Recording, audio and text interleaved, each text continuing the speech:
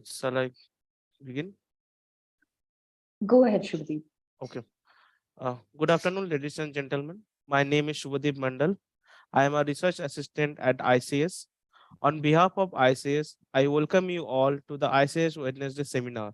The topic of today's seminar is the cities in history and the origins of urban development in China. The talk would explore the question of how China became a predominantly urban society in a span of 4 decades since the reforms. It would provide a retrospective perspective to understand urban development in the contemporary China. To speak on this subject, we have with us Dr. T.G. Suresh. He is an associate professor at the Center for Political Studies, Jawaharlal Nehru University. He PhD in studies. His research interests focus on urbanization and labor process in China. His current project studies comparative labor history of China and India. Dr. Suresh has published books, chapters, and journal articles on labor regimes in India and China's urban question.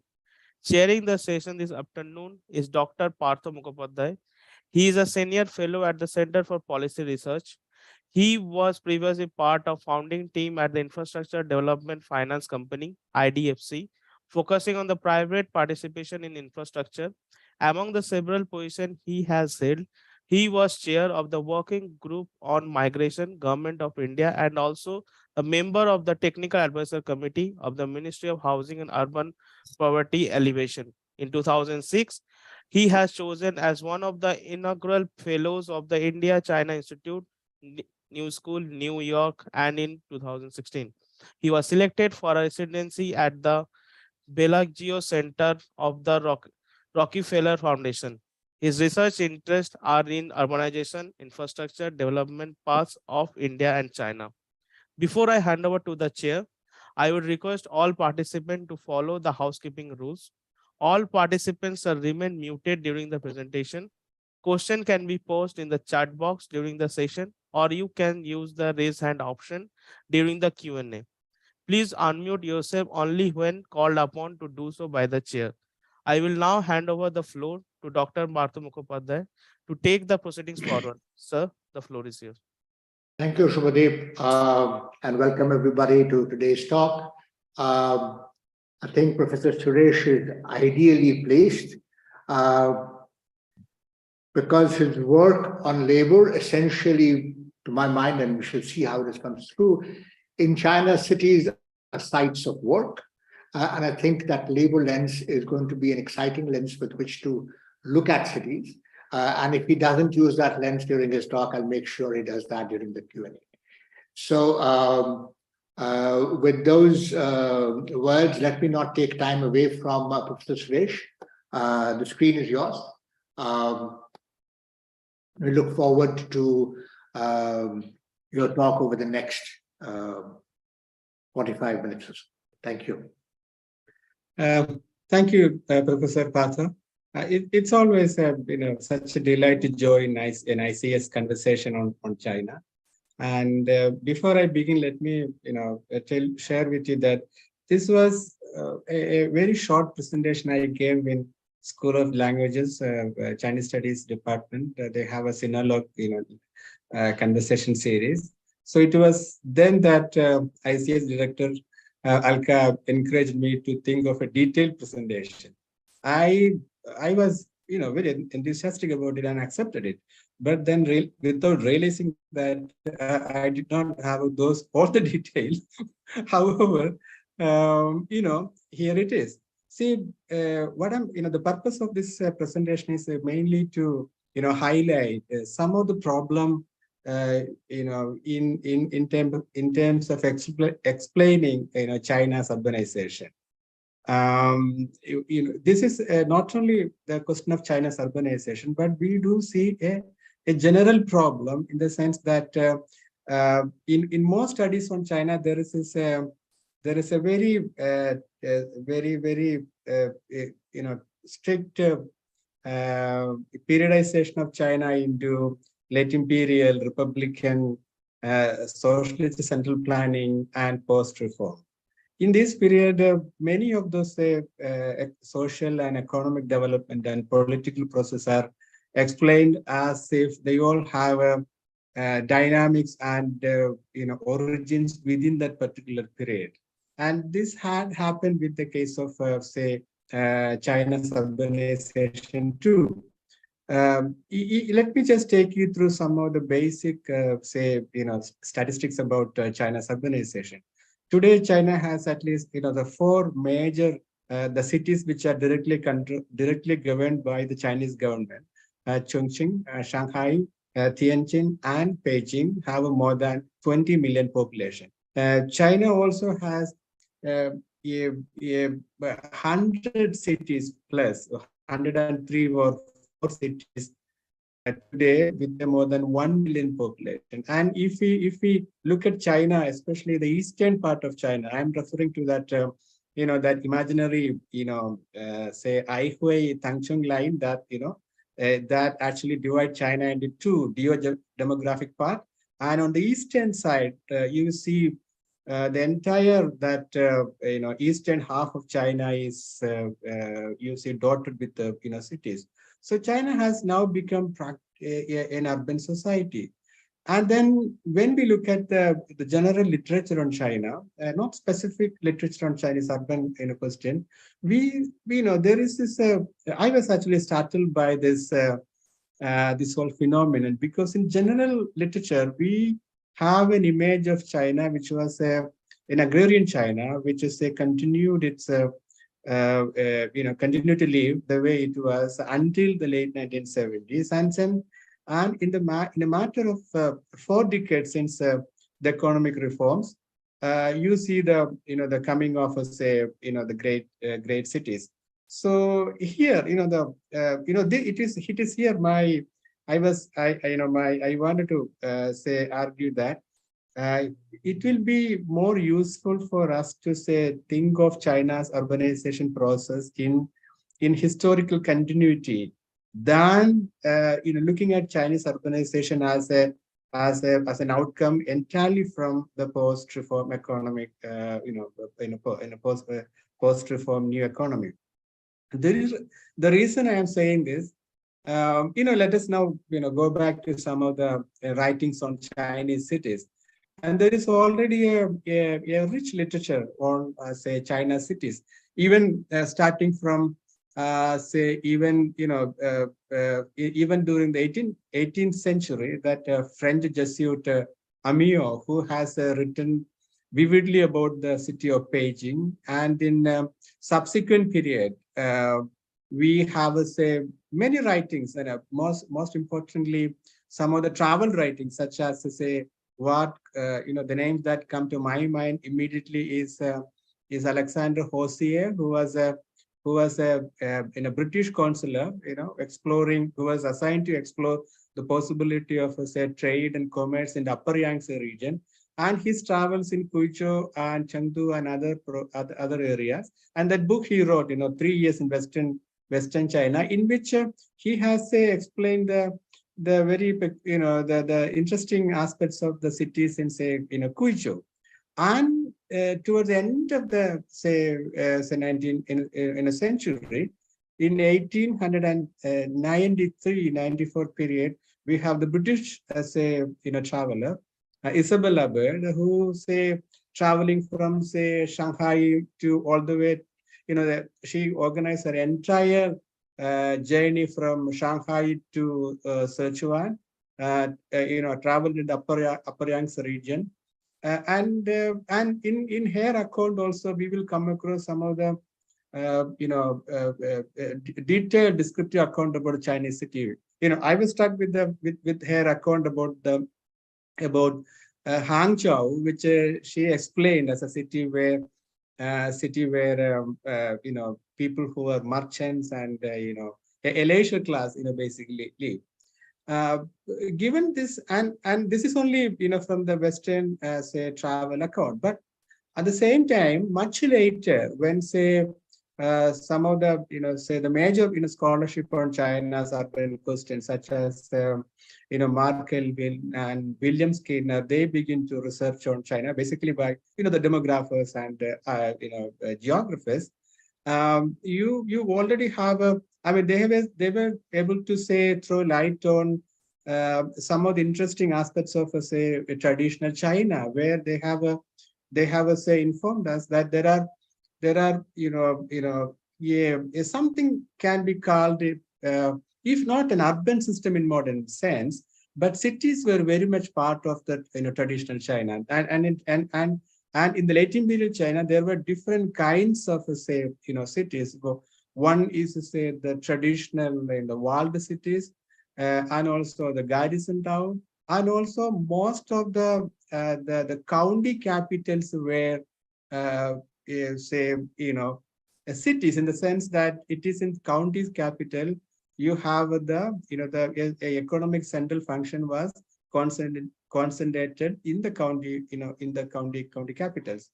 And this and also something I missed to mention, that this even before all this, we do have China was actually part of a global commerce with say some of China's important cities such as Canton, today's Guangzhou, was very much part of. And if you look at some other sources, such as say Fei Xiaoteng, his account about Chinese rural life, where a cluster of village is surrounded and the center of these villages, a cluster of villages will be a market town. So many of the people from the nearby villages say trading their commodities in the market town, etc. So what do we get of even the late imperial China, and subsequently is actually a China, not an urban society, but the cities, of various size, scale, and function dotted across most part of China. And then for some reason, much of the the 20th century account on China do not. I mean, they highlight the deeply agrarian and the peasant peasant nature of China as a society. For I mean, I do not dispute those accounts. What I'm saying is, in the way the 20th century scholarship interpreted China, this particular aspect was largely went missing, and this is a difficulty that we face. That since we have this, the literature has given us a very neat say delineation of China into late imperial, republican, social central planning and reforms. And then each of these particular historical period is there is a suggestion that these are all moments of say disjunctures. There is a disjuncture in 1911, so with the collapse of the Qing dynasty, and then say another disjuncture in say 1949 with the success of the Chinese revolution, and then came another disjuncture in 1979, towards modernization and reform.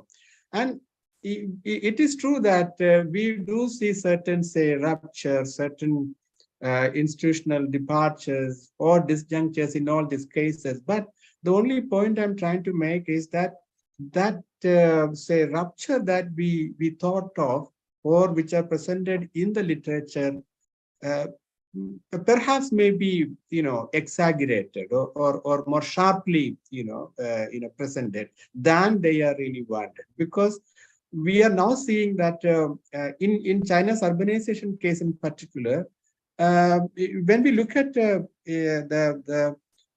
last 40 years of China's urbanization, the China's urban system, as well as some of the great cities, are all in a way have come up in the same geographical regions, and the cities which already were very prominent cities in the late say 19th and early 20th century, treaty port cities, and these cities have already become Asia's global cities and leading Chinese cities, etc.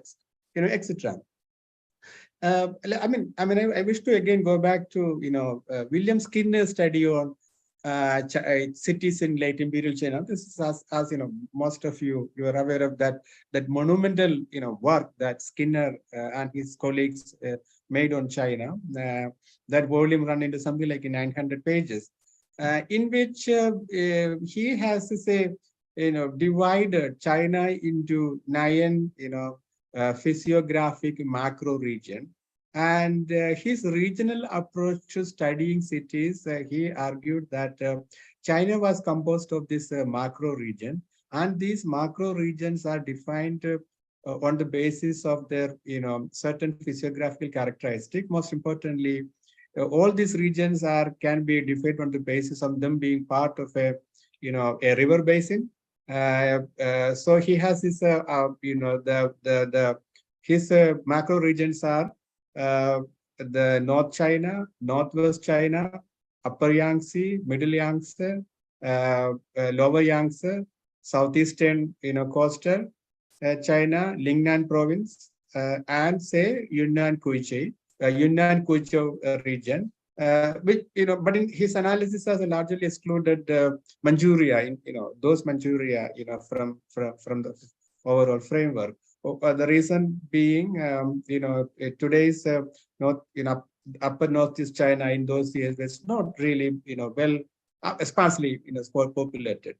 And Skinner says China's cities was basically developed as a economic center of these macro regions. And that's a key point he was saying. And he argues that these macro regions and the interaction between these macro regions were minimum, partly because of the fact that in China, like in many other parts of the world, the urban system or the cities developed where there is an availability of, say, transportation, which significantly lower, especially in China because of this river system. In China, the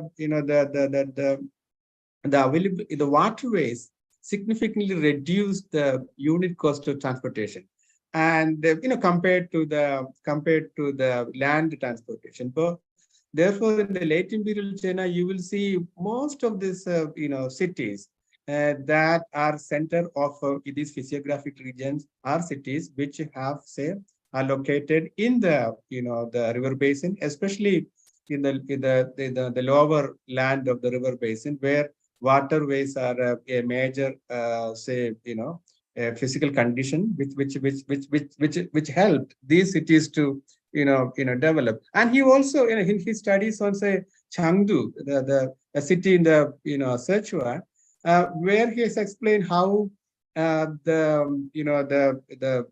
how, say, commerce, the development of a marketing town and economic center function concentrate in areas where again that the transport is a key component.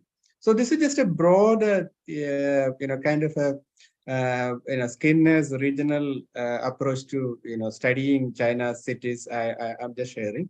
And if you look at Skinner's scheme and compare, try to correlate with today's say China's contemporary urbanization, we do see that there is this continuity.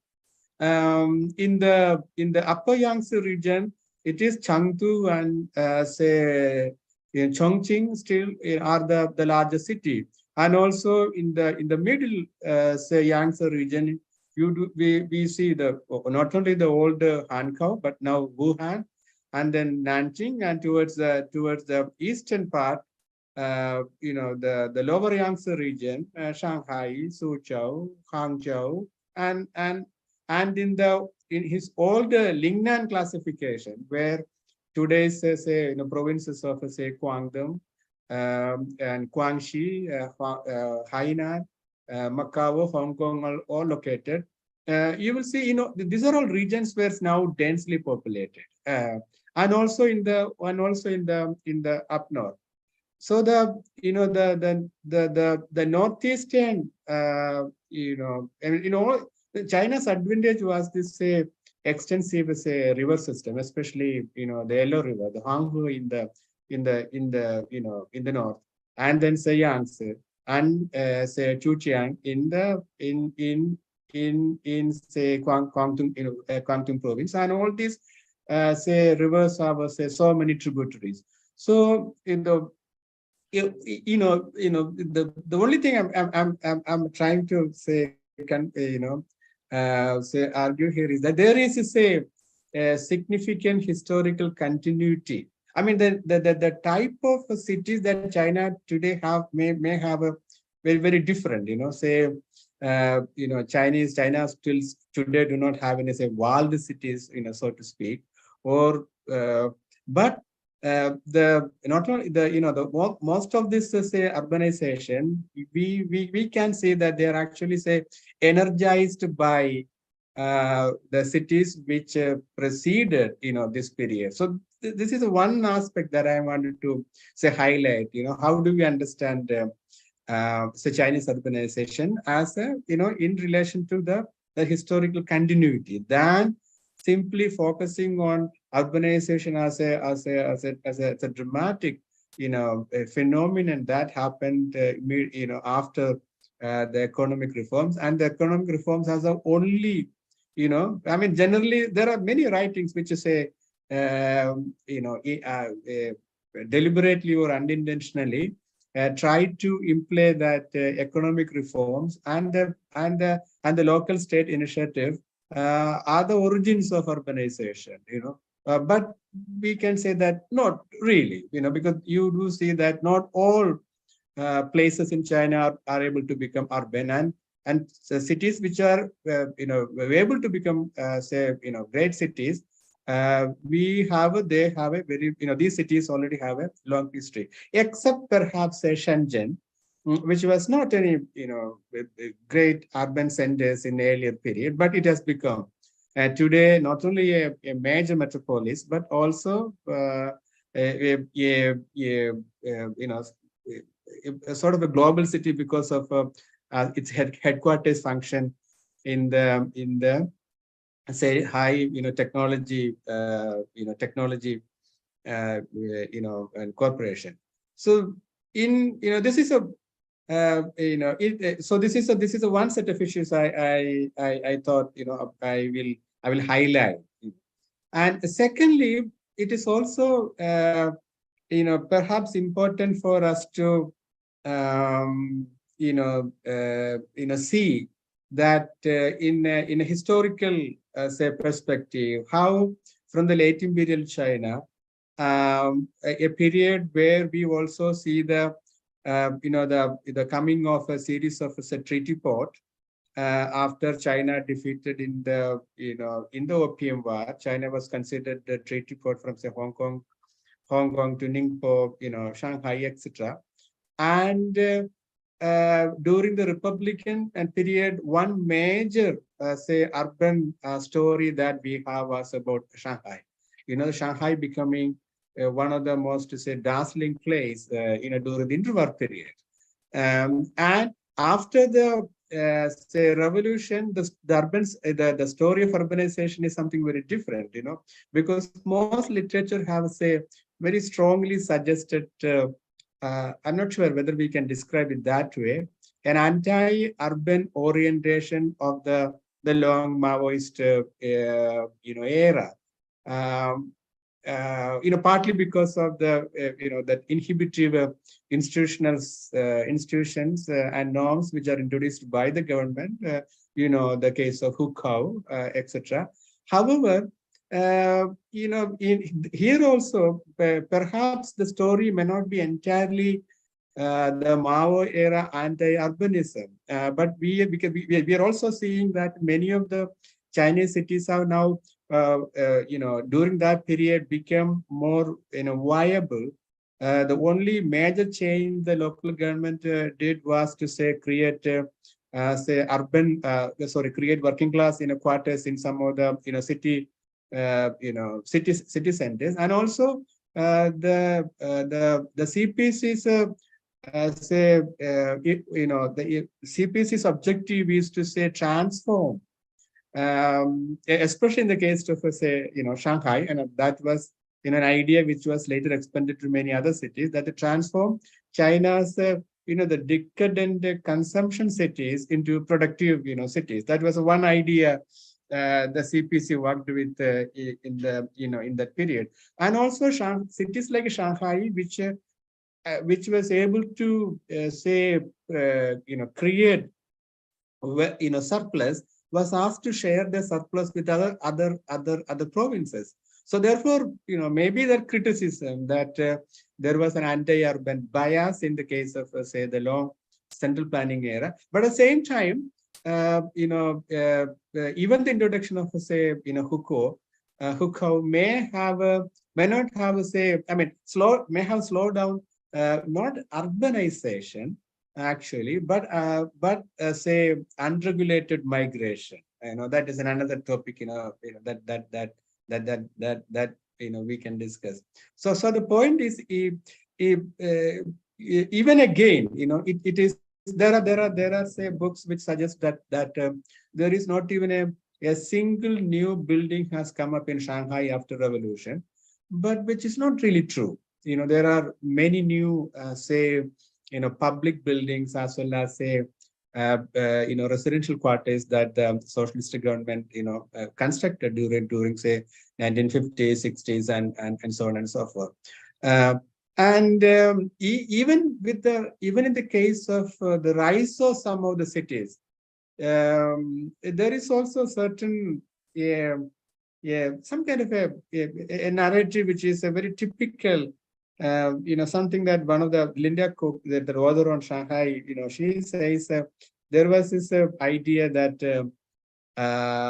Shanghai was a fishing village before the British arrived, which was again not true, because as that Xinjiang region had a lot of urban concentration. I have come across many of the say, newspaper reports and other writings on even Shenzhen, saying that Shenzhen was a fishing village. So the myth of fishing village was also very much part of this overall say narrative. One can easily see them in many many writings on China's China cities, and then by implication you will see, as I said in the beginning, there is this idea that much of China say China was an agrarian society, and after the reforms it began to become say predominantly urban. And if you also think of as to why this say depiction of China as primarily as an agrarian society, there was reason for that, because if we say, I have actually reading some of the early say, there is this Professor F.D. Fong, who was a professor in Nankai. He was a professor of economics in the Institute of Economics, Nankai University in Tianjin. And F.D. Fong, or Fanxian Thing, he had done a number of say industry studies in Tianjin area as well as in Shanghai.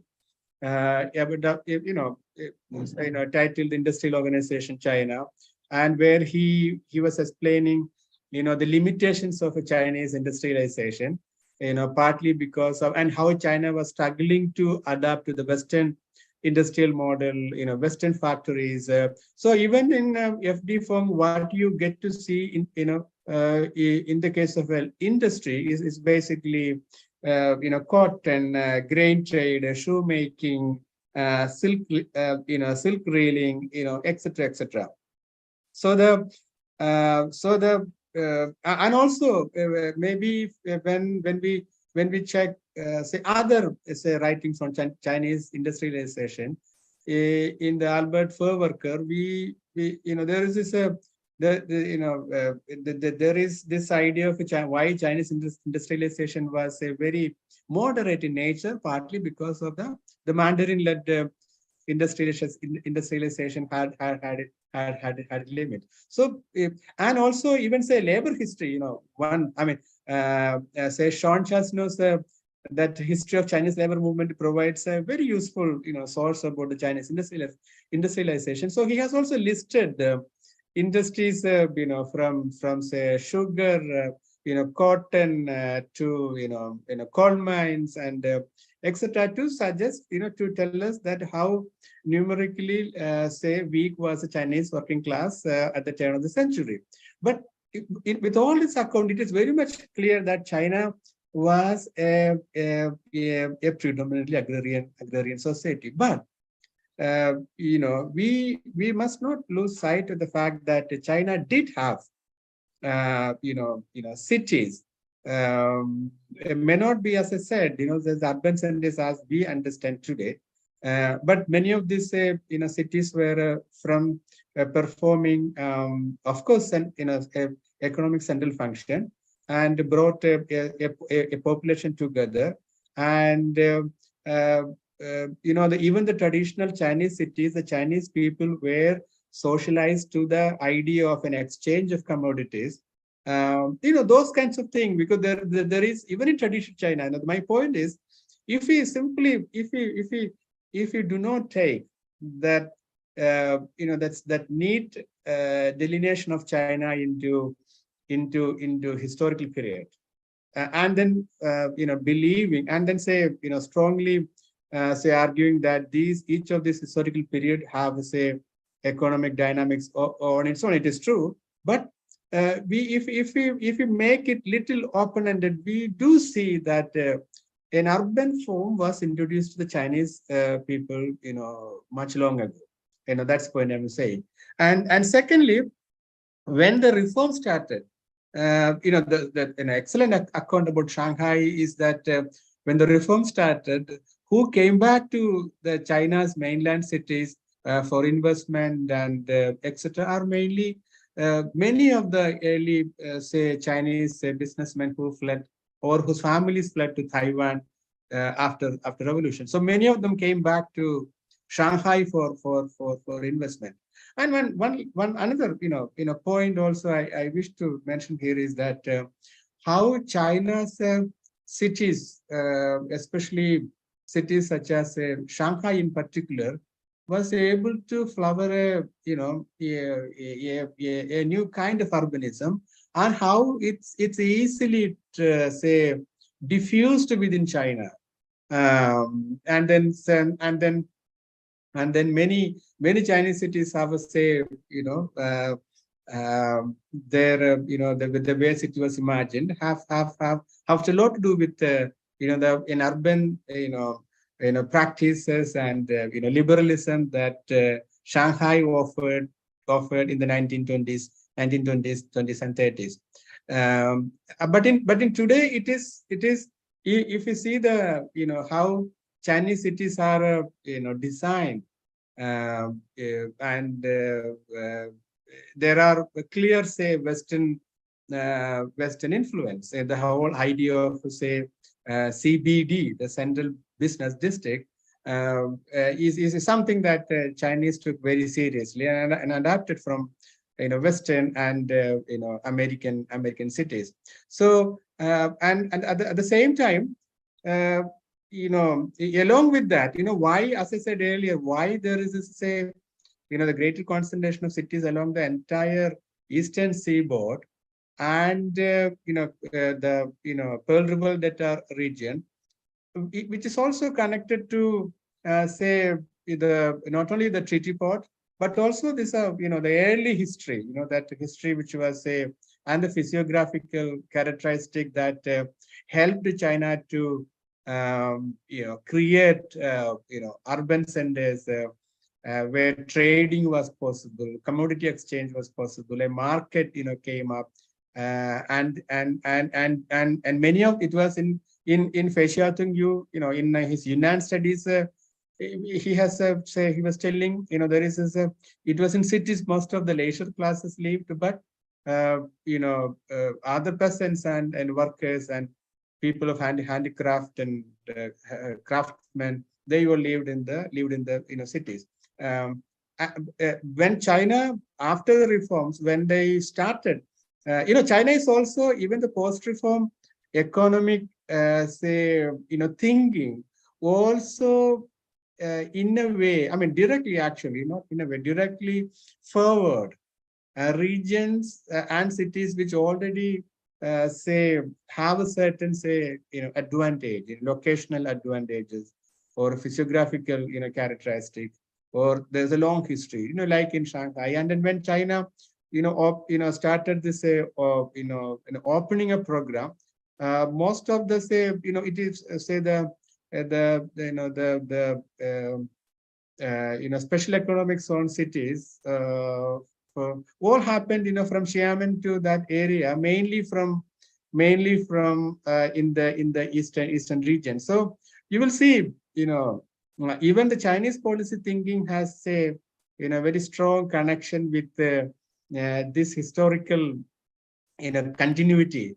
Of course there are exceptions, exceptions in the sense, as I said earlier, cities in Guangdong, in Pearl River Delta, like say Shenzhen, Dongguan, Foshan, and these cities are not, these cities are new, especially, and these are actually imagined as factory towns, the manufacturing towns.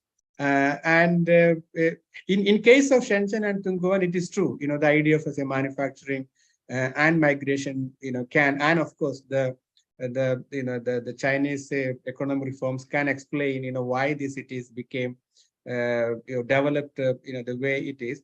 But at the same time, there is this continuities, that it was. So therefore, my to make some of the last point is that therefore, it is important for us to say, think of China's urbanization not in isolation in the era of economic reforms and globalization, because this extraordinary success, if of course, this Chinese urbanization, not only in its physical transformation of the urban spaces, but also something that I am personally very struck with how Chinese people adapted very easily into a bourgeois economic life.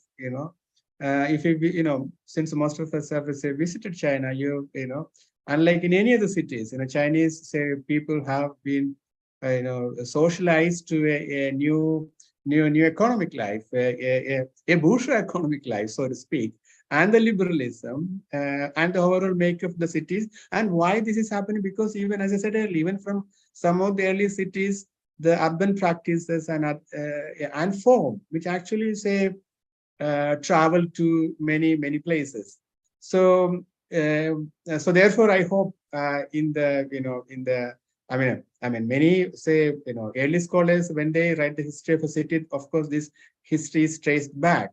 But my only why I was a little comfortable with this, not very comfortable with this overall literature on China, which I grew up reading, did not give us this point that in China, of course, was an agrarian society, but an urban form or a market or an exchange regime was introduced to Chinese people much earlier. So therefore, they inherited historically cities, which then in the era of reform helped China to transform into an urban system. I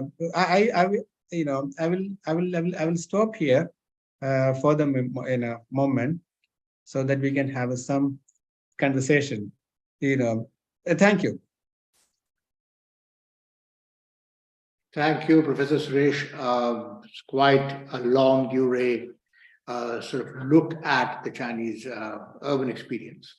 And I think, there's work by, a recent work, I think, by Elfie Swartz and others who've been looking at urban systems. And I think they bear out your observation quite strikingly about long histories, and in which case it's actually comparable to India, where we do have a long history of urban centers, which have then sort of grown into some of which have grown into cities, and of course there will be exceptions. And we have our own colonial cities which have come up in the last few hundred years. And in the case of China, you have had that instant city of Shenzhen, which came up in about 20 years old. As we begin by opening up with questions, and I don't see any raised hands. So, Shubhadeep, you had a question? Yeah, I have. Go ahead. Okay. Thank you, sir, for this enlightening session. It has been remarkable. So my question begins with since you have mentioned that there has a development in the recent in terms of urbanization. So I believe there has been attempt by new regime to replicate few of the famous cities inside China. So that will help to attract more tourists and to build their the potential for the economic. So how do you see this development? Like in the past also, I believe there has been some sort of arrangement for similarly like they're replicating the famous cities of other countries. So how do you feel in the long term, how to be the impact in the uh, in the inside the China? And I have a few more, so should I say it now or one by one, or should I go?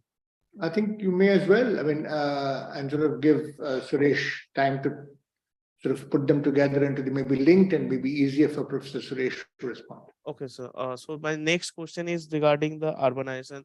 So if we see in the US past, the urbanization has been a tool that has been used by US government for segregation of the opportunity for white and the black. So in terms of the China, do we feel that in terms of the urbanization, they have also done such type of structural discrimination, or it's the US thing and that's not replicated in China? And then lastly, sir, you mentioned about the scarcity of the literature.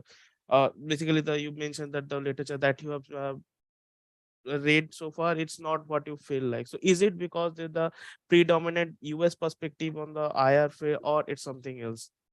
Thank you, sir. These are the Should be okay. This is China's urbanization is quite fascinating. Although Chinese Communist Party started with this ideas to say transform cities into production cities, but after reform, what we are seeing is that China is to say, creating not only simply say cities, but also promoting certain say urban practices, promoting consumption, promoting say consumption of of layered kind.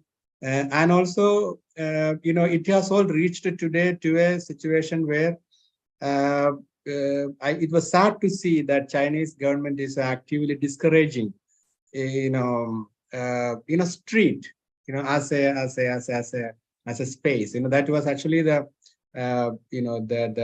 urban street life was in China was so dynamic and so lively. And in the recent years, we do see that.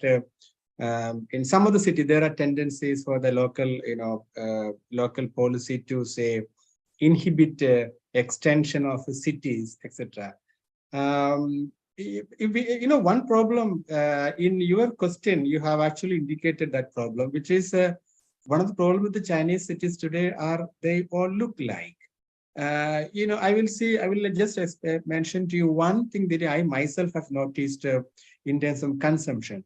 Those who have visited Shanghai may, have all seen, say, that famous place which both expatriates and the local Chinese elite go for, entertainment, that Xintianti.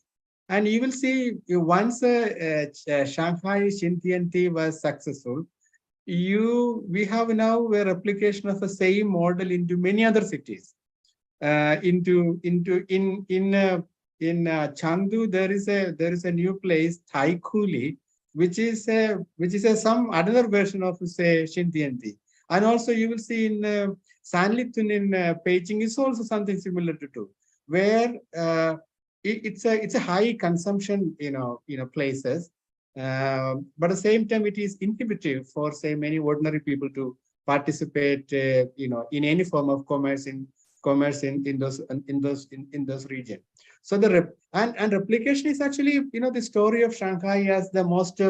I mean today many Chinese cities you will see the story of Shanghai. There is a shop named the story of Shanghai, but also there is a nostalgia for the Shanghai of 1920s and 1930s. That liberal Shanghai. There is a Shanghai of jazz music, Shanghai of great romantic films and etc. And that was again come back to, I mean, they deliberately romanticized Shanghai of the 1920s and 1930s. But in the immediate aftermath of the revolution, Shanghai was in CPC historiography. Shanghai was criticized for its the decadent life. We know that the Shanghai was also a gangland. The opium trading and gangster network in the Green Gang led by Tu Yuesheng and etc. So the replication of the cities is very much happening, and basically to create give us a new kind of experience for say travelers, expatriates. At the same time, it is creating say in a way yes. That connected to your second question, the segregation. Well, this is a, I mean, even I have not studied American. I do not know whether say that segregation in the United States. Of course, there is this a great concentration of say poor working class families. Among American, among African Americans. But we also see them, among the say, whites in the Midwest too. But you may have a point there. There is this segregation. However, in China, there is a until recently, people thought that Hukou is a most discriminatory institutional norm that denies a lot of Chinese people until the. And I mean, some 20 years ago, the right to participate in an urban provisioning, because if you do not have an urban hukou, you cannot, get employment. Your children cannot go to the municipal schools. You cannot get any support from municipal government, etc. So, but this was a discriminatory. At the same time, it had an unintentional outcome, which is, to my mind. Hukou has avoided, China to have, say, unregulated informal settlements and ghettos and slum in the long run. Despite its discriminatory nature, they were very clear, in the say late 50s and early 60s, that do not flock into Chinese, to cities in a big way. So other than that, but now there is an discrimination in the sense of, say. Price is a very visible form of discrimination. I mean but at the same time it happened with all cities. If you do not have that kind of a household income, you will not be able to participate in many of the urban process. That one. Lastly, the literature. This is actually about the literature. This is actually a retrospective. Critical reflection. Even as I said, I myself grew up reading all this literature on China, which portrayed China as an agrarian system without any way. And even China's transformation was, focused more on, rural transformation and, a deeply agrarian society, which was true. But the only point I'm trying to make is that the existence of a a vast network of cities in history was not indicated adequately, so that we did not have this problem of say a dominant image of China as an agrarian China abruptly becoming rural today. Sorry, abruptly becoming urban today from over a long period of time. Not, but American literature. I mean, they have done a tremendous contribution to the understanding of China today. So I don't have that kind of a critique of the literature by American scholars. Actually, American scholars have made a not only tremendous contribution, but also there were many scholars and scientists who lived and worked in China in the 30s and 40s and later. They're real true friends of say Chinese people from say, I mean there are many. So yeah, Shubhadeep, that's all. Thank you, sir. That Thank you. We have many questions that come up. So it'll be, from what I can see, in 4 orders. Would you like them in groups, Professor Suresh, or should I have them individually? Individually is okay, so that Okay. I don't know. So if you don't have too many. So, let me begin with Professor Mohanty. Professor Mohanty, if you can unmute yourself, please. Thank you. Thank you, Suresh. That was a very interesting and very provocative formulation. I think qualification is needed to the kind of scenarios we have, if not a corrective. Now, my question is, are you not going to another extreme? That is by underestimating the big changes that have happened. First of all, every period that you mention in history has many sub-periods, and even the reform period has many sub-periods, just as the Mao period had. And therefore, if you look for explanations for continuity and change, in case of urbanization, as you mentioned, I mean, one is exchange, another is population centralization, and another is politics, political management. I would add to that the cultural centers, which also came up either before or after. And that could be one of the causes also. But some issues become prominent. For example, the colonial interaction became prominent, and that added new dimensions. Then the otherwise, as you said, the regions were always important. Surely, I think that's a very good point you have made. So I would suggest that you nuance your questioning formulation. I think it's very apt, no doubt. There are lots of continuities, but if you want to make it a powerful argument, then the continuity is more than geographical, zonal, and the original definitions or propelling factors for urbanization. You have to show that either there is an economic calculus or a political economic calculus which compels this continuity.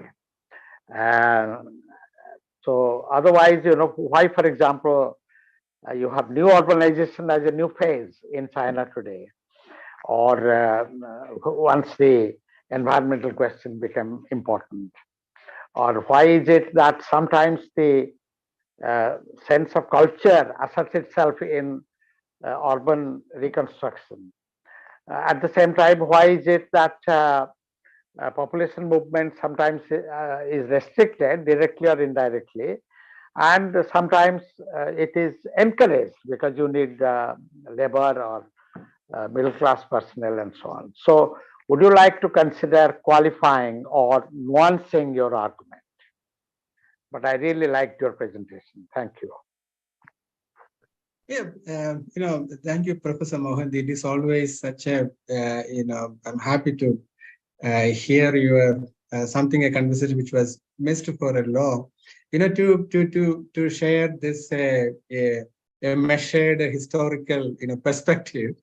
Thank you for that. Yes, I mean, this is actually, as I said in the beginning, I was, thinking about it, but this presentation came, in a very short, in a period. So I was not able to say work out some of the details, and but something that which always provoked me was that from a comparative perspective, I was never able to understand what made the China and the Chinese people adaptive to modern commerce in such a fashion that for me the success of say the China's economic reforms is not just the say a reform policy or the economic rationalities, etc. But it is success in terms of say transforming Chinese people into economic actors. The economic calculus you mentioned, the Chinese people have internalized, and in reform era, they it was actually it is this idea that something which is transforming people collectively to become economic actors, and then freeing people from all other obligations, and then say converging everything in in this sort of a market exchange regime, and then cities. So as someone someone who's studying China from India, each time I was surprised how this happened, and then but at the same time, what are the available explanations? We only not we generally the literature focus on say policies, Chinese government's instrumentalities, etc. For the it could be true from that short say period, but when we but that for me that was not an adequate explanation. So that's the reason why I yeah, as I said, as you said, this is actually a cultural factors. And then I would say, Feixiaotun's market towns, may have introduced to the Chinese people the early, that it may have been so educating for them to say understand, an exchange regime, which was basically a key function of a system, something that like many scholars have now recognized, even during the disasters of Greatly Forward, some of the experience that China gained was very helpful, in subsequent in automobile or other factory factory and in the industrialization. And you are right, the colonial interactions. I mean, again, in China say that Abu Lakhod's book, that before the European hegemony, that book also mentioned why China was able to participate in the global trade, the silk. And there are some of the new works coming, and I just forgot the author's name, a translation of Chinese works on the early development of Chinese banking institutions. Perhaps there may be a new literature, from China that may trace back the development of commerce, or city in much more extended way. But my only criticism is this, so if you have if you look at each period as a sharp distances, which a general China literature, tell us, we will lose sight of some of the, these issues, the discontinuities. So therefore, contemporary urbanization has to be understood in relation to the urban system that preceded it historically. That is only, yes, thing I wanted to share. So. Thank you, Suresh. Rija, and then Anand and Devendra.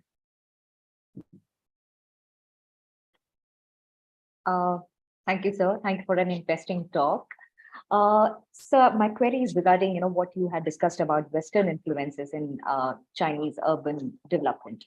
For instance, in the emergence of urban forms such as the CBDs, what you had discussed earlier. I wanted your thoughts on yet another planning concept that has been adopted in China, the new towns movement, or the satellite towns that you see. For instance, Shenzhen also, began as a new town, and you see this development in Shanghai, in Beijing, and other cities. But how similar or different has been the Chinese experience from that of the Western experience of, new towns and satellite towns? And how do you think has political decentralization shaped this Chinese experience? Mm-hmm. That's it. Thank you. Yeah. Rija, what was the point about Western influences you mentioned? So you had mentioned about Western influences in Chinese urban development. Okay, yeah. Such as the CBDs and all of that you had mentioned. Yeah. So this, Rija's question actually reminded me about one aspect that I missed mentioning, that in one literature that actually alerted us about this China's urbanization. Gouldin's that book, 1979 book, Farewell to Peasant China. But in Farewell to Peasant China, we have this argument about, say, rural urbanization. That was the thing that they have used. Rural urbanization happening in there. And in rural urbanization, what happens is, the administrative designation changes.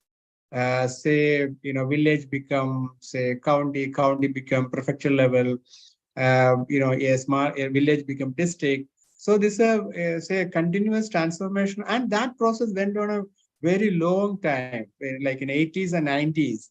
Rija, what you mentioned, that the new towns, not the satellite.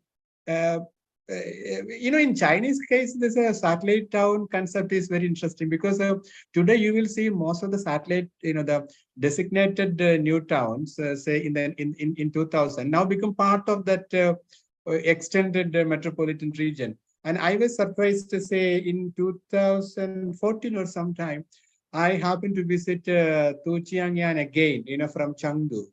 Tujiangyan and Chengdu, there is 68 kilometers distance, but in 2014, I did not see any villages in between. It's all become part of an extended, town. Similarly, with the case of, say, Shenzhen, you will see how its expansion was such that, what Chinese government was doing, the changing the, say, administrative designation so that the status will be changed. There are no rural counties.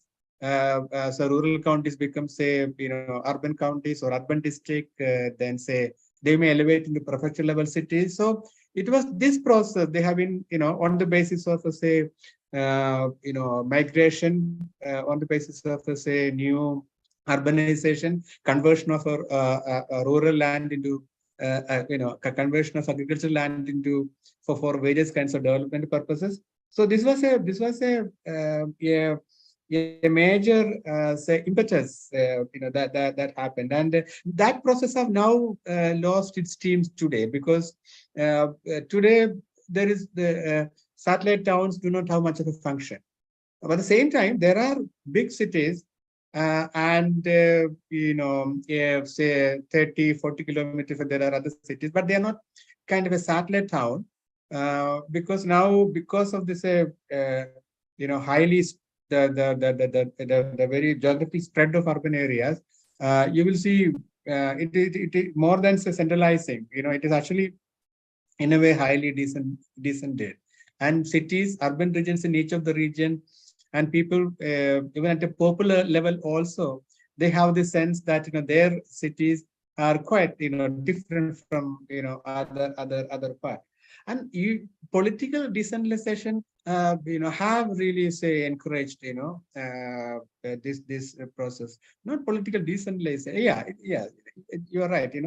In the sense that even the Chinese say cadre say promotion policies, most of the local level cadres where they have to say, uh, uh, they have to say have the record of say completing a development project, and and therefore in the for many at the local level worked with urban developers, local banks, to for land acquisition, conversion of agricultural land into urban land, and etc. So that process actually, when there are many local level leaders build their career because of the rarely because they're in their career that track the record track record in say making these kinds of a big urbanization process process working.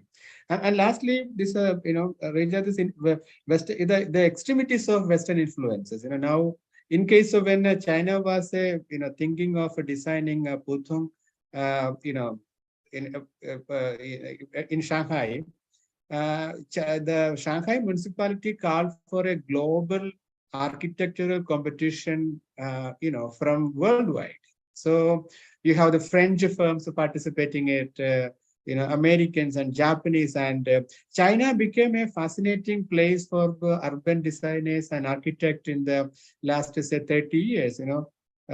Almost all of the major international designers and architects have worked in say, in China, and not only CBD. I mean, as I said, in case of Putung, and then Putung is a one example of how China's grand, design plan can easily go wrong. If you go to Putung, there is no density. The roads are so wide. There is no human possibility of a human interaction. Putung has become highly, automobile intensive. And is that you really imagine? And one reason why Putung will never become very dynamic, despite the Lijiatsui financial district, is because of this, the grand scale at which they thought, the city was designed, arbitrarily, without paying any attention to this human, element. Putung streets are not all straight. The main avenues, you can't have you can't even say hello to a friend walking past on the other side of the street because its streets are so wide. So China was trying to really adapt to the Western models in a big way in urban designing, in architectural sector, and also urban practices. That is the reason why Shanghai of 1930s became such a romance in China. Yes, that is it.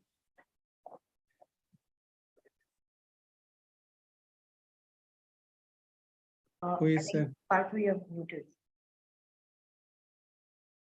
You're muted, Parthu.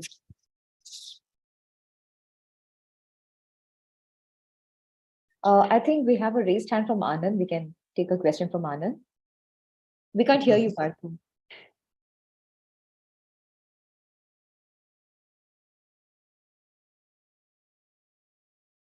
Shall I read the question?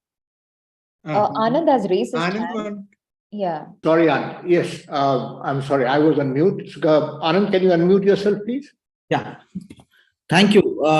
Thank you, Professor Mukhopadhyay. Thanks, Dr. Suresh. It was, as always, very interesting to hear. But I was just, when you were talking about continuity, there is this trend now in China studies, and also looking at China scholarship. This continuity is figuring in a way in different other ways and disciplines too. And for instance, a lot of writing on the Chinese state or the contemporary party state also looks at continuities in governance strategies. So, for instance, looking at imperial China and especially looking at authoritarian resilience, how systems are able to be adaptive and also the staying power. So for one of the instances is to look at the Chinese bureaucratic system itself, or the system of civil service examinations, for instance. So there are these interesting routes being looked at and studied to focus on these continuities. I mean, in fact, Professor Elizabeth Perry herself has talked about that in terms of continuities when talking about how structures, even the political systems, might have differences from imperial period to the current under the rule under the Chinese Communist Party. But there is interesting continuities. For instance, even the Chinese Communist Party, interestingly adapting Confucian thoughts and again to for its staying power, for its self-interest, but there is also a certain amount of continuity. So when you are talking about that continuity, it's very interesting. My only question in that sense would be, because you're talking about this continuity, especially having China having this urban form or some kind of urban trend from history, which is continuing into the present period, and not seeing the 19 post-Mao reforms as the rupture point in that sense, or the start-off point for urbanization as we see today. So would you then see the Mao era as a rupture in that continuity? Because Mao, from whatever his policies or whatever his actions or his strategies was anti-urban. I mean, one can have a dispute with that, but there was, most of his policies have a strong anti-urban bias. So or a more pro-rural bias. So in that case, in this line of argument that you're proposing, will you then see that the Mao era, or from the 49 to 78, I mean, if you were to be more precise, will that be seen as a rupture in this urban question of China, or urbanization of China? Will that be seen as a rupture point? And will that then would you see that? Would you see this as some kind of a point where that trend of the continuity was kind of, or the chain of continuity was kind of broken? Anand, thank you for that comment. And thank you for sharing this new studies, which is highlighting scholars training that historical continuity from the past in explaining and understanding contemporary political power. In fact, I was thinking that if it is possible for us to think of a path-dependent analysis, or in case of China, I mean, this was used in many other contexts, but sometimes something similar to that, basically to understand the contemporary process in relation to the all those things that is preceded, in that way.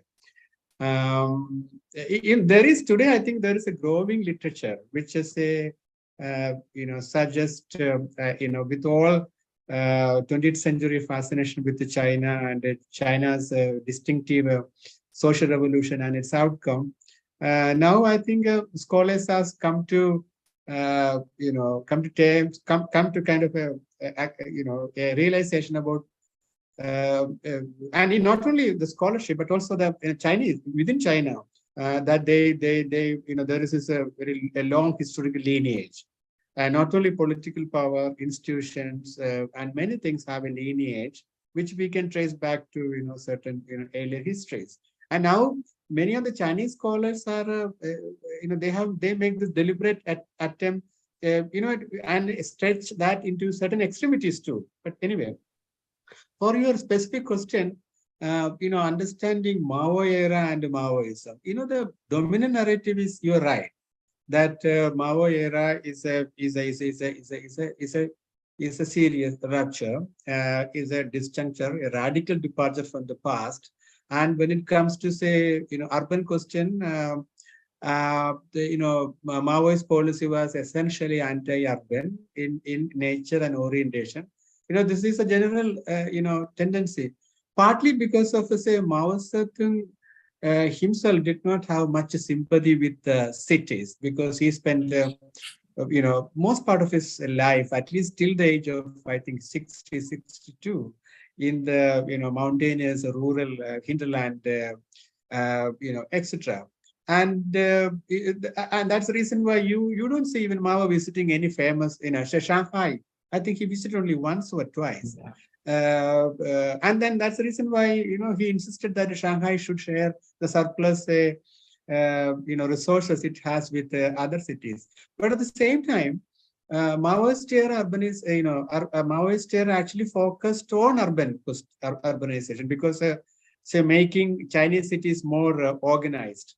They had this idea to sort of say cleanse the Chinese cities, from the the decadence inherited from the Republican era, corruption, or unnecessary leisure, too much consumption, etc., and also prostitution in Shanghai.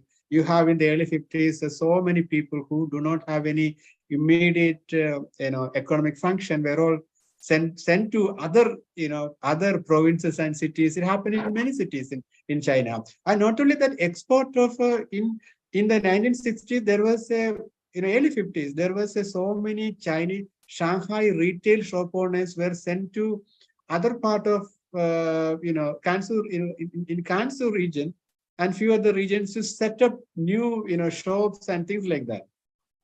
So it's actually, but I think Maoist era will be little, say, let's say,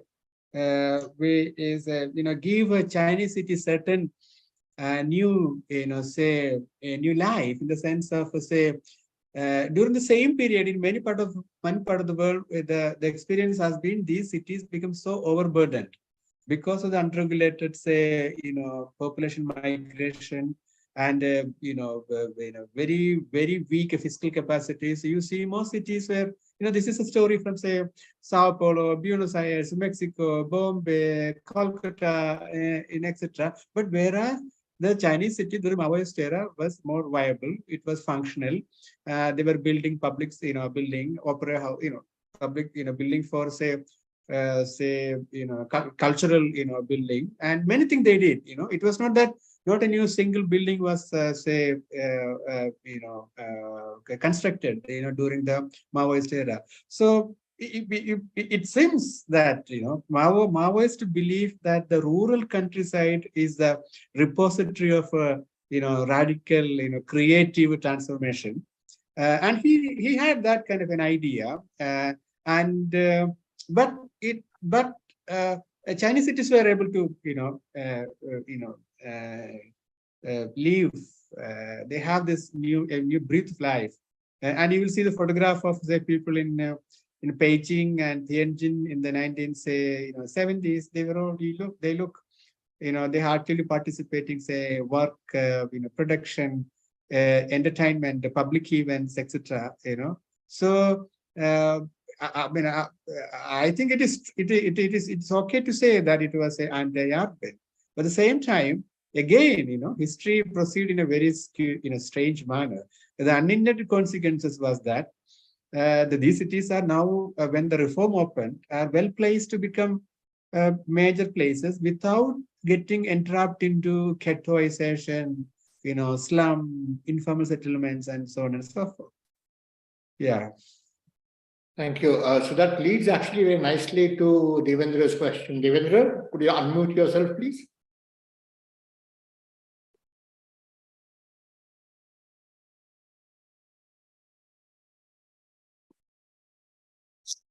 I think Shubhdeep will have to make Devendra co-host. Amit is the host, so he's trying to do that.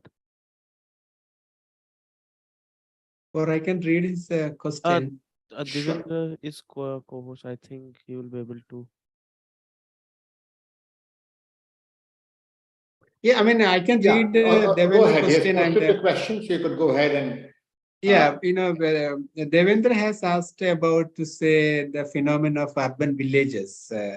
That rural, rural urbanization, meaning rural life patterns in urban regions.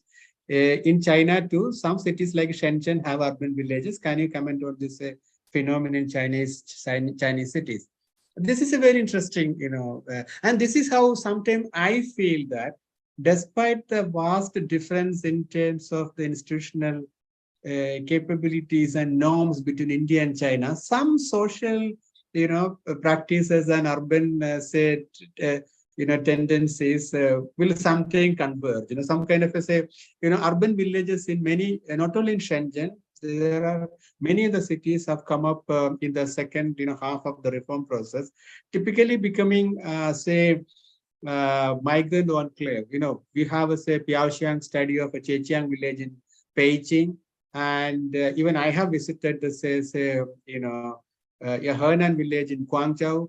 And then, typically, this is also, again, we are going back to continuity. Even in the urban history of many cities in say, Shanghai, say, and Guangzhou, where people already have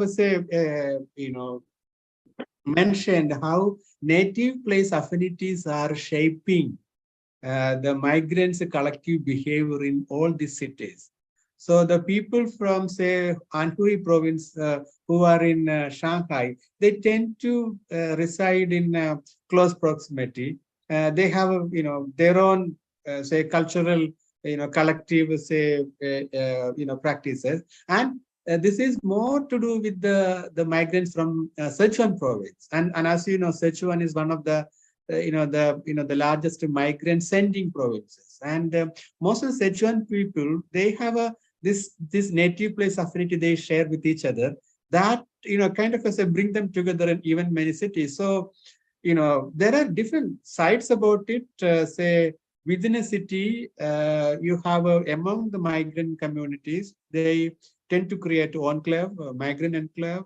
Basically, maybe sometimes retail, sometimes labor migrants, sometimes in Piaoxiang case, it can be merchants. And then how do we now look at the urban villages that we have seen in, say, in Delhi, for example? Those most of these Laldora, say, regions are urban villages. We have now see that there are enclave. In Munirka, there is a Munirka and Mahipalpur. We will see new kind of a migrant enclave, forming. And this is new. But in Chinese, sorry, in Indian case, the urban villages was already very much part of that, in a system, even from the very much earlier. But in China, this began to take a form. Maybe after, say, 1990s, or during that great say migration movement. And then what made this, say, urban enclave into a social space is Chinese peoples that inherited very nature of native place affinity, meaning people from the same provinces and region tend to develop a network of all kinds for urban employment and other provisioning that make them to live together. And also Chinese people also, like other they are very susceptible for all kinds of say stereotypes, creating stereotypes. There are stereotypes about say people of Sichuan, people of say Henan, Anhui, and then something it can have create a certain little say how to say, it's not tension, but there is this cultural demarcation between these communities that happened. And then what comes to my mind is that the old study by Emily Hennog about how, say, Supei people and how they are seen in Shanghai in the 1920s and 30s, etc. So this is there are parallel, but at the same time, its origins are very different. Yes. Thank you. Alka? All right. Hi. So thanks, Suresh. Very interesting. In fact, the glimpse that you gave us at Sinologues was what prompted me to bring it here. And I'm sorry, I just rushed you into it. But I think this will now motivate a much bigger paper. But, I was just taking on from Anand's question. It just occurred to me suddenly that maybe we have an interesting aspect in terms of the influence of the Soviets in their urbanization. And I wonder whether there was any role that the Soviet experience played? Because we see cities after cities in China follow that same, Russian style of huge avenues, these big buildings on both sides. And it's a very, almost like they got a prototype and they replicated it across China. And most of their cities, therefore, have these extreme broad roads, these very tall, imposing, solid concrete structures on either side. And in that process, in fact, I did read some discussions about how much of the traditional architecture was torn apart. And these socialist style kind of buildings came into being and inspired by the Soviet Union. So I wonder what role that played in the overall discourse on, say, urbanization, or how did it get characterized, if we do indeed see the Maoist period as some kind of a rupture? How did it characterize the whole debate and developments? Thank you, Alka, for that, bringing that element. And that's a very, very important, aspect. But I have sometimes I have the sense that during the Maoist era, since Mao was particularly concerned about the, say, the rural transformation, concerned very much about how to make a Chinese peasant accept the socialist, a future. He actually left to perhaps, some of this urban, say, planning question to urban planners. There are a few times there are, any indication that Mao was directed, intervention in, say, questions related to urban planning, because urban planning question was also something that the, All China Federation of Trade Union was involved in, and Lili San's active role he had an important role in designing urban provisioning for the workers, and also the Tanway system. Something which happened under Maoist era in parallel with the Maoist, concern with the rural, the countryside. Because we simply, Lili San practically had such important, not only, power and position, not very little say interference from others, except during the Cultural Revolution, time, etc. Regarding the Soviet, you are really correct. That how did Chinese cities inherited this, broad avenues. Although I haven't seen much writings on, say, a Soviet model in urban planning in China, but wherever you go to, many cities, including, say, in Shanghai and Beijing and Tianjin, you have the friendship, that building, the Sino-Soviet friendship building. One of the, and in Shanghai also, one of the impressive building of those years was this friendship building. Typical Soviet architecture. Even the other day, I happened to see the photograph of the Nankai, university, which almost looked like a Soviet, building. And some of my colleagues in Chengdu told me, and once they took me to a place and told me this was the last, this was the city limits, and where the Soviets had actually built something. So Soviet Union, it may not be actively into urban planning, but they had the participation. They made that contribution. But something on which, although I was searching for, and even the book with that, we search for more information about this process. The Soviet influence that you mentioned. Even the book on the city in communist China, it focuses on how many administration, politics, and other things are say organized. So there is not much on the architectural choices that adopted by the see immediately after the revolution, Beijing underwent such a special transformation. They were building not only the NPC, that hall, the Great Hall of the People, and the Revolutionary Museum. And in that time, especially the, I see there is another important Soviet influence.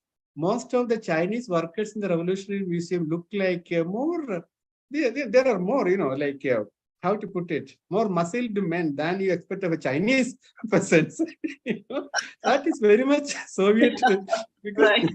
Soviet workers, in all their sculptures, they always, sculpted. So I was thinking, that is little exaggeration. No. Chinese person revolutionaries don't look exactly like that. So maybe that till that the long time, that influence of, and at the same time, only Mao did not have that ambivalence towards the Soviet, because he was clear, no, Soviet, it is that not acceptable. But for many Chinese Communist leaders, they had that ambivalence and what to do. So therefore, it may have and unlike what we think, even a highly centralized, planning and even politics till the 1970s. Yeah, at locally, many leaders have enough freedom, in terms of looking after some of these kinds of issues without ever being, say, supervised from above by the Maoist kind of a politics. And this is I will really search for the Soviet influence you mentioned. Thank you. Thanks a lot. Thank you. Interestingly enough, one major Soviet influence would actually be the demolition of Tiananmen Square, which was essentially taken in the 1958 when they cleared out that, which is what is now the public square, which was essentially before populated by government buildings where the emperor's staff and his advisors, etc., used to stay. So that's one sort of broad issue. The second ring road, as it's called, is more or less that part of the story. But it's Suresh, I can't let you go without talking about and one other thing. Even in the case of Shenzhen, for instance, a lot of that investment that even came in through Hong Kong and to some extent Taiwan has been of clans which are Guangzhou clans, and which essentially the money essentially went out from Guangzhou into Hong Kong when the communists took over, and then when they opened up and made Shenzhen a place that could attract capital, it was sort of cycled back into Shenzhen. So actually there are much stronger social links between Shenzhen and Guangzhou, and which has now then resulted in this large urban region, which they're now trying to put together with Shenzhen, Guangzhou, Hong Kong, and of course, you now have intermediate large towns, manufacturing like Dongguan and so on. But how do you feel about, you mentioned about the hukou, and you mentioned about also the large migration that took place after Deng took over. And interesting to sort of hear you reflect on Mao was the person who sort of put the hukou in 1958 and then created these barriers, created the danways, and sort of made the separation between the urban resident and the rural resident. And the question then is, and then in 1979, you opened up the structures which allowed that movement relatively unofficially, because until very recently, you still didn't have Shenzhen moved very early to a two-level things where you were allowed to stay, a legal permit to stay, but you didn't have urban hukou. And then you had just pure informal migrants who didn't have access to education and health primarily, among other things. But the notion of the city and labor and how they sort of engage with each other is how do you see the earlier cities of Danwei, where you essentially had the labor within that particular industrial enterprise, and then you have the new cities, which you mentioned, of course, you have new formulations that Devendra also put together, and you put together, we're looking at things like Zhejianshun, Jiangsushun, and so on and so forth, which are varieties outside some cities, and then you have the urban villages. And then you have these large foxconn type structures also, where again, in some sense, the workers are within the industrial enterprise. So have you reflected on how labor and the city have interacted in both city form and in the urbanization process within China? And especially not because you always think of the big, large enterprises, but you also have this large, small and medium enterprises, which have then engaged, whether you're around Yiwu or around Fuzhou and Dongguan in the sort of Bay Area, around Hong Kong, Guangzhou, Shenzhen, Xiamen areas. So have you, when you're looking at the structure, were you looking at the labor and the city at all? Yes, in fact, story of China cities is actually began with this, the large scale migration. I remember Tsai Feng and others earlier. They had this estimate that something about 200 million people were, say, moving from, say, southwest, to east, all these, say, new factory towns, and even the creation of the cities, and the way they developed in that way. Because in many of the cities where a significant portion of the urban population were basically workers, of all kind, because Chinese Statistical Bureau, they have a different categorization. But after 1990s, even Chinese Statistical Bureau has not captured the extent of, say, migration, on its cities, because of they are still focused on the Tanway, that kind of a labor system. But even in the making of all new cities, most notably in case of the Zhejiang, the Pearl River, Zhejiang, Delta cities. You mentioned some other cities, and so the manufacturing, centers. When we say made in China, it was basically made in Tongguan, made in Foshan, and and Shenzhen. That is that. So that is actually very much there. That connection between, and then something we already know that it was China's low road to industrialization. That labor-intensive road to industrialization that is well connected with the process of, say, urbanization.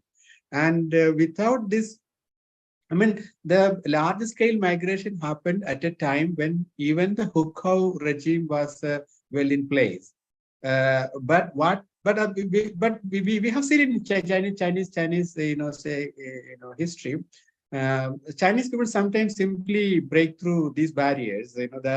The great mobility of that Chinese youth experienced during the Cultural Revolution was like tremendous, and so they have all these previous experiences, and then therefore even in the late 1990s, I have seen how the hundreds of Chinese people carrying plastic bag from rural area. They look really the rural peasants coming to the Chinese, the Beijing alley, in search of a small lodging and etc. And also once I was surprised to see a notice in that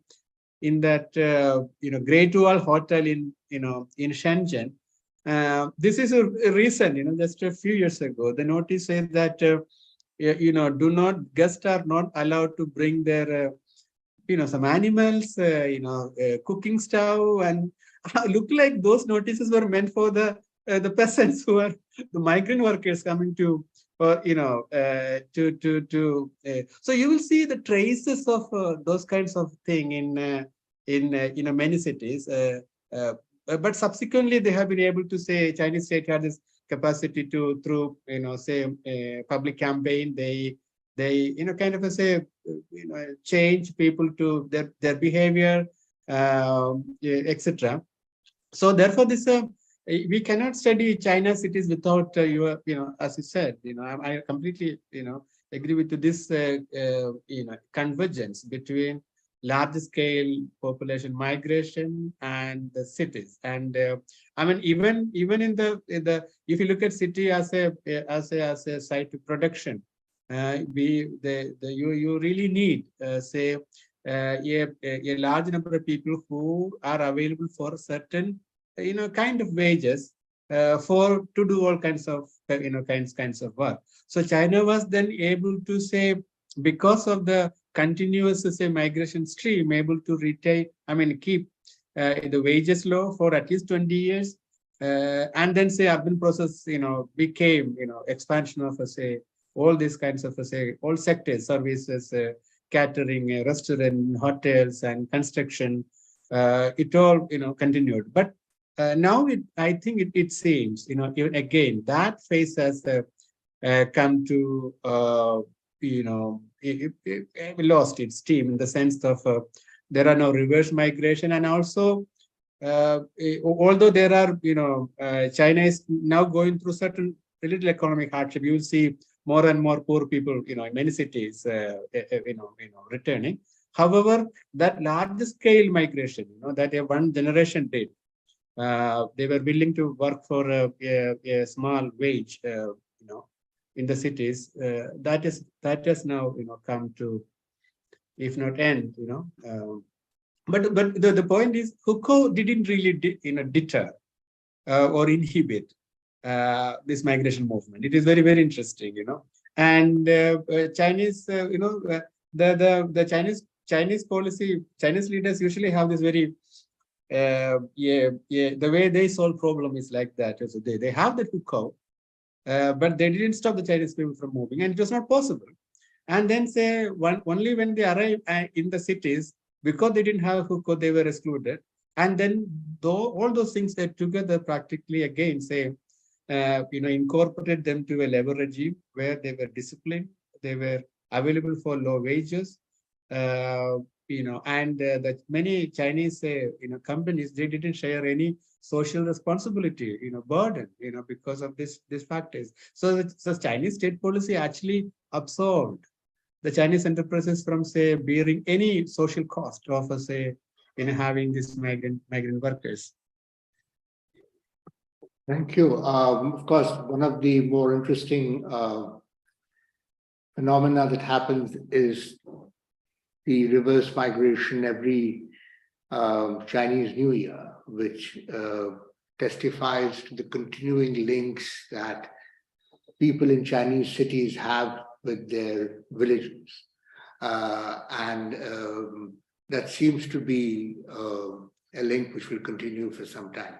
So I don't see any further questions. And yes, so there is one question from Rapai. Can I just read an answer briefly? Oh, I'm sorry, I missed that. Please go ahead. Rapai, would you like to unmute yourself and ask the question? If he's there. Yeah. I can see that what Rapai was asking. How the Suresh, I think you can go ahead. It is basically I wanted to know a little bit about the urban developments in the traditional way of urbanization, the port cities or the trading centers, and certain imperial cities. How that fitted into the later development of Chinese urbanization. For example, still I think there is a vast difference between when we talk about Beijing and Shanghai. That sort of a change. Yes, exactly. This itself shows how diverse the diversity of the Chinese cities and their say function, administrative, commercial, all cultural and all kinds of things. You are right. There is a big difference between say the Beijing and Shanghai, and Beijing, and of course Nanjing was also a capital briefly. But Chongqing, it was from the very beginning a site of very great commerce, and then say because of the this location on water transport. Yeah, it comes under the riverine systems. Yeah, yes.